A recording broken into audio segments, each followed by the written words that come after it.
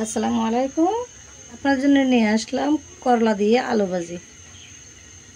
আলু আর করলাকে আজকে একসাথে ভাজি করব। আমি কখনো এভাবে ভাজি করি নাই, তাহলে কিভাবে ভাজি করবো নতুন স্টাইলে তা আপনাদের সাথে শেয়ার করব।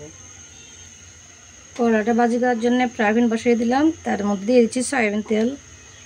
তেলটা গরম হয়ে গেলে দিয়ে দিব এখানে করলাগুলো।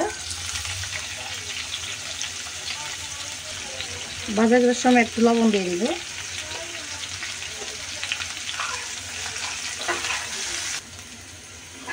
দেখুন, একটু জালটা বাড়িয়ে দিলে এরকম ফোড়া ফোড়া ভাজি হয়ে যাবে। জালটা একটু বাড়িয়ে রাখতে হবে ফোড়া ফোড়া ভাজির জন্য।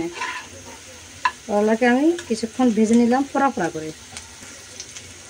এবার করলাগুলো আমি উঠিয়ে নেব। করলা ভাজিগুলো উঠিয়ে নিয়ে এবার আলু পরিষ্কার করে রাখা আলুকেও এভাবে আমি ভেজে নেব। তার মধ্যে দিচ্ছি একটু লবণ, সামান্য পরিমাণ হলুদের গুঁড়ি। এবার আমি উঠিয়ে নেব। আলুগুলো উঠিয়ে নিলাম, সয়াবিন তেল দিয়ে দিচ্ছি। এবার দিয়ে দিচ্ছি পেঁয়াজ কুচি, কাঁচামরিচ আর একটা রসুন কুচি। ভালো করে ভেজে নেব।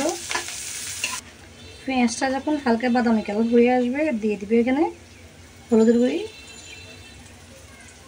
যখন ভেজে নিলে দিয়ে দিব আলু আর করলা ভেজে রাখা। 2 মিনিটের জন্য ঢাকনা দিয়ে রেখে দিচ্ছি। কোনো পানি এখানে কিন্তু দেওয়া যাবে না, পানি দিলে করলার টেস্ট থাকে না।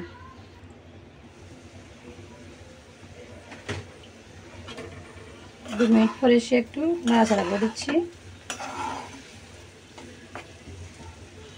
একটু লবণ দেখতে হবে, লবণটা কেমন হয়েছে, কম হয়েছে দিয়ে দিলাম একটু লবণ। দিয়ে আবার রেখে দিচ্ছি। তারপর দেখুন, আমি করলা আর আলুটা সিদ্ধ হওয়া পর্যন্ত অপেক্ষা করেছিলাম, একেবারে ফোড়া ফোড়া করে ভেজে নেবে বলে। এইভাবে ফোড়া ফোড়া করে আলুকে আর করলাকে ভাজি করলে কিন্তু অনেক টেস্ট হয়।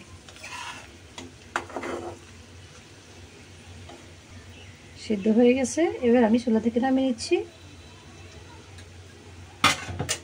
দেখুন, তাহলে আমি করলা ভাজিটা নিয়ে আসলাম একেবারে ফোড়া ফোড়া করে। এইভাবে ভাজি করে দেখবেন একবার, খেতে আসলেই ভালো লাগে। তো আজকের রেসিপিটা যদি ভালো লাগে থাকে, আপনারা আমার পাশে থাকবেন, আমার চ্যানেলটাকে সাবস্ক্রাইব করে এবং সহজ সহজ রেসিপিগুলো পেতে। তাহলে আজকে এখানে শেষ করে বিদায় নিচ্ছি। সবাই ভালো থাকবেন। আল্লাহ হাফিজ।